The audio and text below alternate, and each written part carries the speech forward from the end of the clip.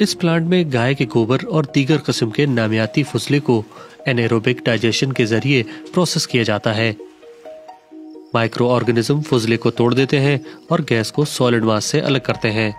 For a period of 45 days. Initially 45 days आऊँ, after the microbial actions and the improve 45 दिनों में microbial अमल गलने वाले फुजले को बायोकम्प्रेस्ड नेचुरल गैस में तब्दील कर देगा। इसे गैस स्टेशन पर तकसीम किया जाता है और बकिया 99% फुजला नामियाती खाद में तब्दील हो जाता है। लिहाजा यहाँ कोई वेस्ट पैदा नहीं होता। ये जीरो डिस्चार्ज प्लांट है।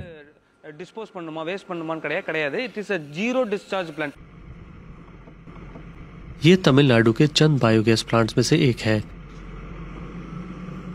1 टन गाय का गोबर आधा टन नामियाती खाद के साथ तकरीबन 25 किलो गैस पैदा करता है। इस खाद की मांग बढ़ रही है क्योंकि खित्ते में ज्यादातर किसान नामियाती ज़राअत को तरजीह दे रहे हैं। केले के ये खेत भी ऑर्गेनिक है। इनमें से 20,000 मुरब्बा मीटर अराजी कुनन्ना दासन की है। इस किसान ने नामियाती खाद का इंतखाब किया है। ये रिवायती मसनूआत से 4 गुना सस्ती है, लेकिन इसका सिर्फ यही फायदा नहीं है। हम अपने पौधों के लिए SLR नामियाती खाद इस्तेमाल करते हैं।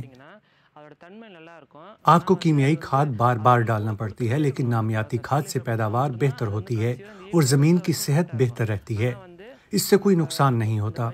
यहाँ बहुत से लोग इसे खरीद रहे हैं और इस्तेमाल कर रहे हैं। जब से हमने नामियाती खाद का इस्तेमाल शुरू किया है, हमारी पैदावार बढ़ गई है।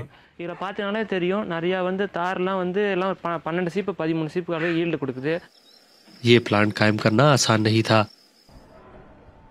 विघ्नेश्वरन पराबाकुरन को इसके लिए सरमायाकारों और बैंक के कर्ज से 11 करोड़ रुपए से ज्यादा रकम जमा करना पड़ी। इसके अलावा उन्हें हुकूमत की तरफ से कर्जा भी मिला, जिसका एक हिस्सा इमदाद थी। कंप्रेस्ड नेचुरल गैस अक्सर गाड़ी के मुतबादिल ईंधन के तौर पर इस्तेमाल होती है। इनकी कंपनी मुख्तलिफ इदारों को गैस सप्लाई करती है।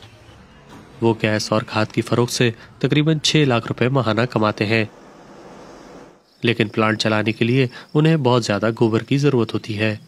इस साइज का एक प्लांट 150 टन गोबर से रोजाना 2500 किलो गैस पैदा करता है। एक गाय तकरीबन 10 किलो गोबर पैदा करती है, इसलिए हमें रोजाना 1500 गायों के गोबर की जरूरत होती है।